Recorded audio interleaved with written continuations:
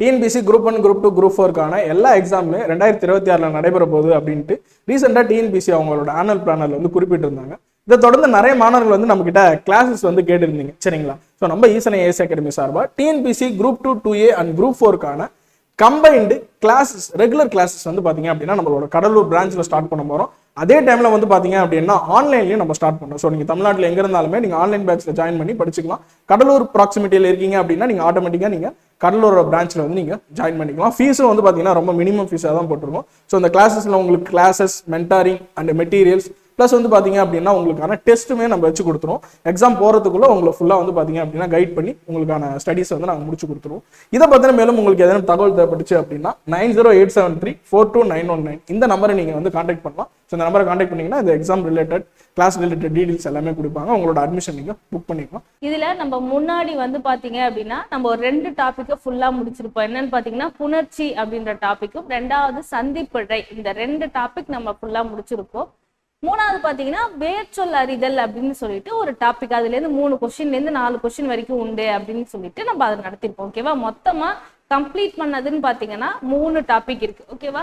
First பார்த்தீங்க அப்படின்னா புணர்ச்சி, அதாவது பிரித்தெழுதுக வச்சு நடத்திருப்போம்.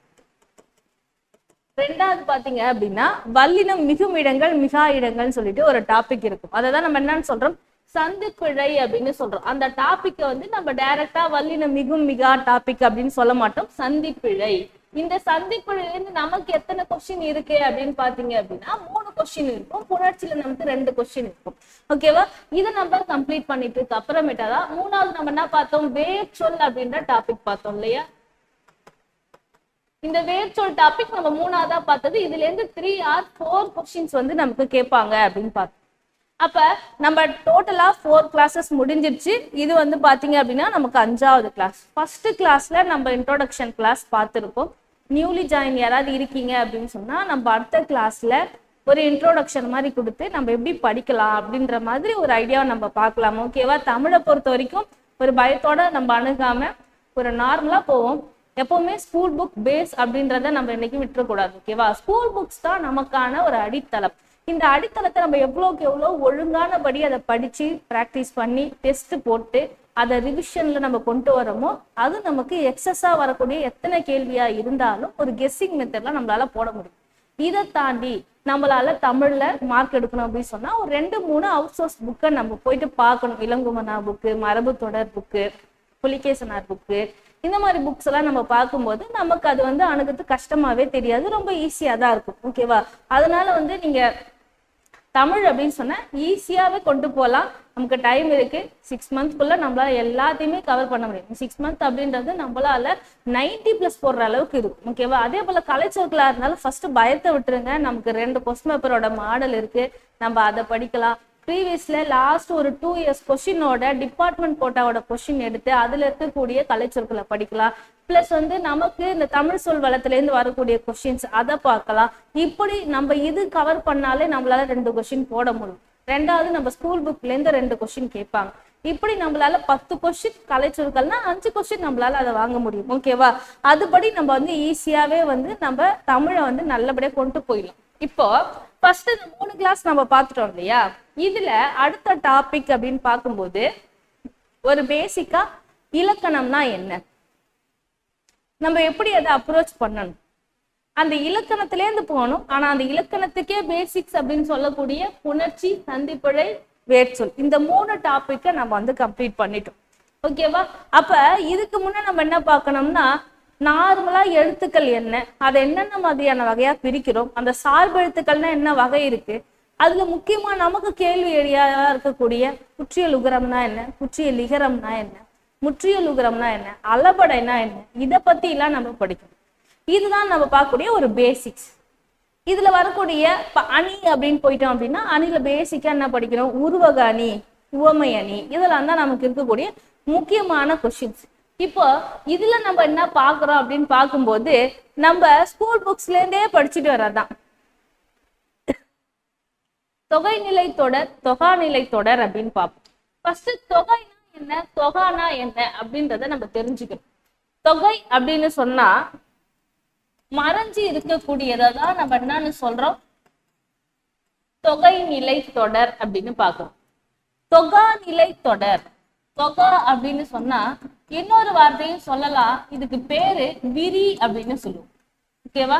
இப்ப இது ரெண்டுத்தோட வித்தியாசத்தை முதல்ல நம்ம தெரிஞ்சுக்கணும். ஒரு கேள்வி இருக்கும், அந்த கேள்விக்கு 80% ஆன்சரை கண்டுபிடிப்போம். ஆனா அது பண்பு தொகாவா பண்பு தொகையா சொல்ல தெரியாது. ஓகேவா? இப்ப நான் இதுக்கு ஒண்ணு சொல்றேன்.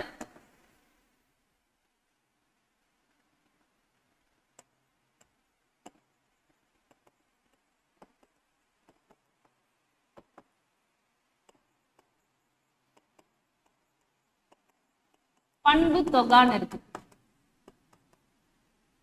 ஓகேவா? இப்ப இது நான் எடுக்கும் போது இதுக்கான ஏதாவது ஒரு கேள்வி நம்ம கேட்கிறோம்னு வச்சுக்கோங்களேன். இப்ப நம்ம என்ன சொல்லுவோம்?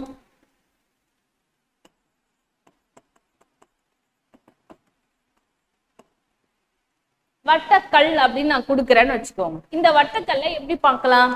ஃபர்ஸ்ட் பண்பு அப்படின்னு சொன்னாலே நிறத்தையும் வடிவத்தையும் வெளிப்படையாக காட்டினால் அதை நம்ம பண்பு தொகான்னு சொல்லுவோம். இதையே மறைமுகமாக காட்டினால் அதை நம்ம பண்பு தொகை அப்படின்னு சொல்லுவோம். ஓகேவா? இப்ப வட்டக்கல் என்பது வட்டமான கல்லு.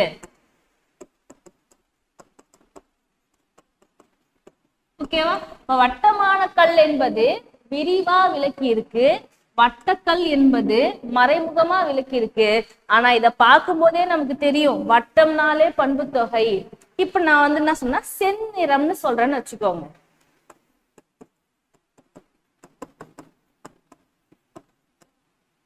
செம்மையான நிறம்.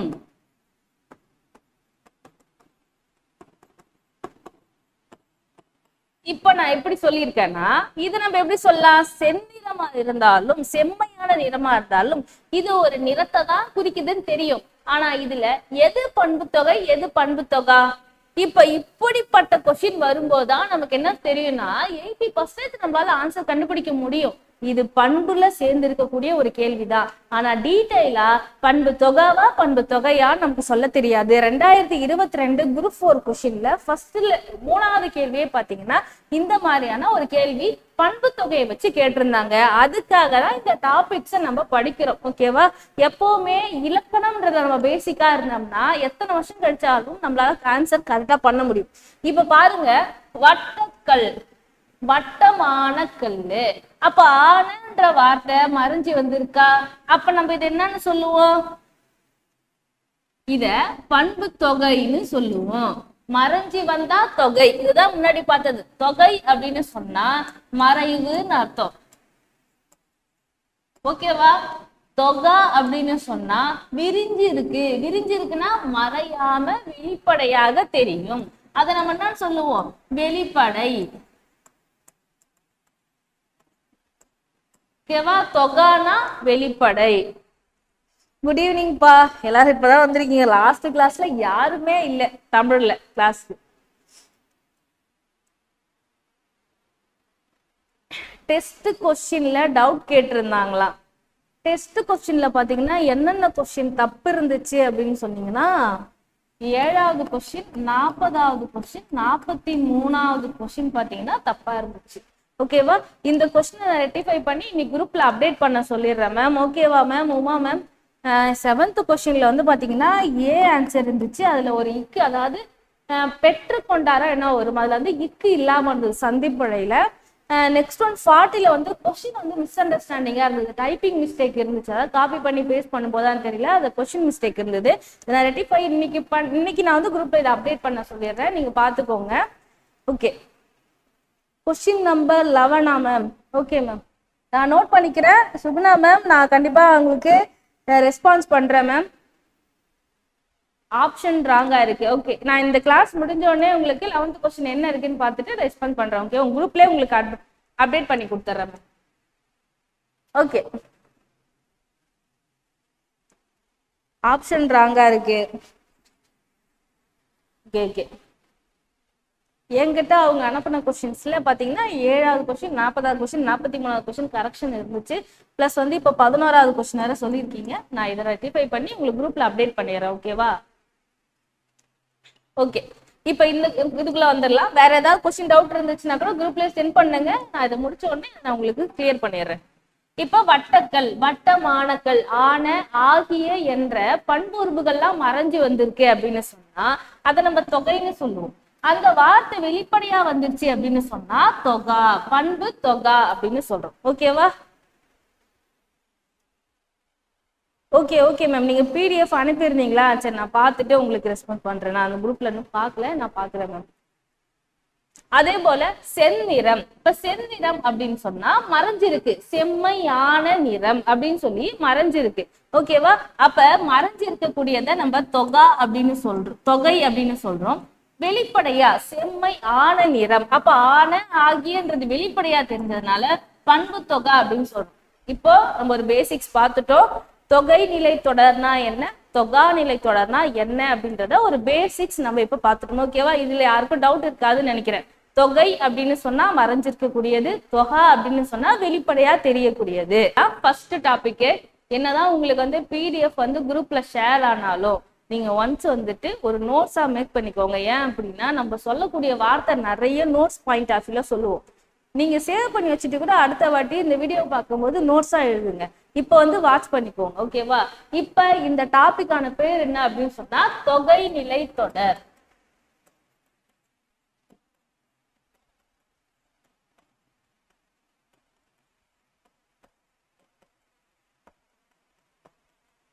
ஓகே, தொகை நிலை தொடர்.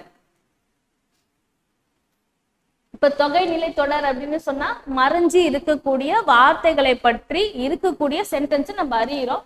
தொகை அப்படின்றது எத்தனை வகைப்படும் அப்படின்னு சொன்னா 6. அதாவது மறைஞ்சு இருக்கக்கூடிய இலக்கணத்தை படிக்க போறது நம்ம எத்தனை வகை? 6 வகையா பார்க்கிறோம். அதுல ஃபர்ஸ்ட் வேற்றுமை தொகை. நம்ம இந்த வேற்றுமை தொகை இதுல இருக்கக்கூடிய பார்ட் எல்லாத்தையும் நம்ம முடிச்சிட்டோம் அப்படின்னா நமக்கு ஈஸியா இருக்கும். இப்ப இந்த வேற்றுமையை வச்சு பாத்தீங்க அப்படின்னு சொன்னா நம்ம ஃபர்ஸ்ட் கிளாஸ் முடிக்கணும். வேற்றுமையில இருக்கக்கூடியதுன்னு பாத்தீங்கன்னா ஃபர்ஸ்ட் 8 வேற்றுமை, இல்ல முதல் வேற்றுமை, 8ஆம் வேற்றுமைக்கு பாத்தீங்கன்னா நமக்கு உருபு இருக்காது. மீதி இருக்கக்கூடியதுக்கு தான் உருபு இருக்கும். இப்ப இதுல இந்த PDFல இருந்துச்சுன்னா நம்ம அதை முடிச்சிடலாம். ஃபர்ஸ்ட் வேற்றுமையை ஃபர்ஸ்ட் நம்ம முடிச்சிட்டோம்னா ஈஸியா இருக்கும் படிக்கிறதுக்கு. செய்வினை, துணைவினை, இடைச்சொல்,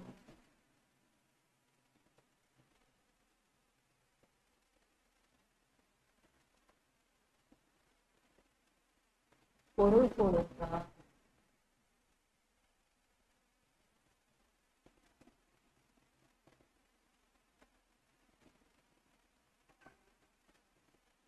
டிஎன்பிசி குரூப் 1, குரூப் 2, குரூப் 4க்கான எல்லா எக்ஸாமுமே 2026 நடைபெற போகுது அப்படின்ட்டு ரீசெண்டாக டிஎன்பிசி அவங்களோட ஆனுவல் பிளானர்ல வந்து குறிப்பிட்டிருந்தாங்க. இதை தொடர்ந்து நிறைய மாணவர்கள் வந்து நம்ம கிட்ட கிளாஸஸ் வந்து கேட்டிருந்தீங்க. சரிங்களா? ஸோ நம்ம ஈசனை ஏஎஸ் அகாடமி சார்பாக TNPSC group 2, 2A and group 4க்கான கம்பைன்டு கிளாஸஸ், ரெகுலர் கிளாஸஸ் வந்து பார்த்தீங்க அப்படின்னா நம்மளோட கடலூர் பிரான்ச்சில் ஸ்டார்ட் பண்ண போகிறோம்.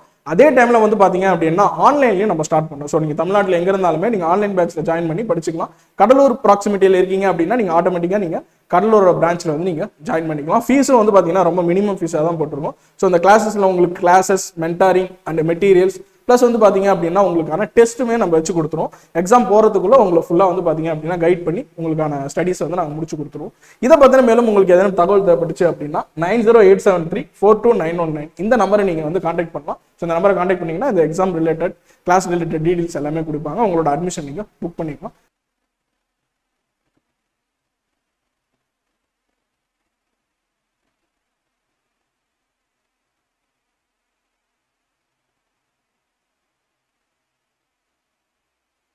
ஓகே, இப்போ நம்ம கிளாஸ் ஸ்டார்ட் பண்ணிக்குவோம். இப்போ ஃபர்ஸ்ட் பாத்தீங்க அப்படின்னு சொன்னா வேற்றுமை தொகை வச்சு பார்க்குறோம். வேற்றுமை தொகைன்னா என்ன அர்த்தம்? ஃபர்ஸ்ட் இருக்கக்கூடியது, அதாவது முதல் வேற்றுமையும் 8ஆம் வேற்றுமையும் நமக்கு உருவு இருக்காது. மீதி இருக்கக்கூடியது எல்லாத்துக்குமே நமக்கு என்ன இருக்குன்னு பாத்தீங்கன்னா உருவு இருக்கும். இப்போ அதை பத்தி தான் ஃபர்ஸ்ட் பார்க்க போறோம். ஃபர்ஸ்ட் பாத்தீங்க அப்படின்னா எங்க அதுக்குள்ள எல்லாரும் ஆன்லைன் விட்டு போயிட்டீங்க? ஓகே, இப்ப வேற்றுமையில பாத்தீங்கன்னா 1, 2, 3, 4, 5, 6, 7, 8. இப்ப இந்த ஃபர்ஸ்ட்டுக்கு பாத்தீங்கன்னா எதுவுமே இருக்காது. அதே போல லாஸ்ட்டுக்கு பாத்தீங்கன்னா நமக்கு வந்து உருபு இருக்காது. இதுல I, ஆர் ஹூ இன் அது கண். ஓகேவா? இதுதான் நம்ம என்ன சொல்லுவோம், வேற்றுமை அப்படின்னு சொல்லுவோம்.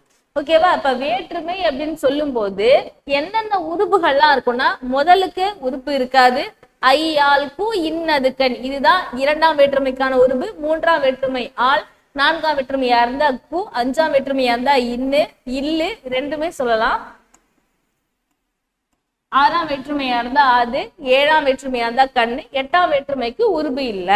ஓகே, இப்ப இதுல வேற்றுமை தொகை வச்சு என்ன சொல்லியிருக்காங்க அப்படின்னு சொன்னா, படிச்சு பார்க்கும்போது இந்த உருபுகள் எல்லாம் மறைஞ்சு இருக்கு அப்படின்னா அதை நம்ம என்ன சொல்லுவோம், வேற்றுமை தொகை அப்படின்னு சொல்லுவோம். இப்ப ஃபர்ஸ்ட் கொஸ்டின், திருக்குறள் படித்தால், இதுல திருக்குறளை படித்தால். ஓகேவா? அப்ப இப்படி சொன்னாதான் இந்த சென்டென்ஸ் என்னாவும் முடிவுறும். அப்ப திருக்குறளை படித்தால்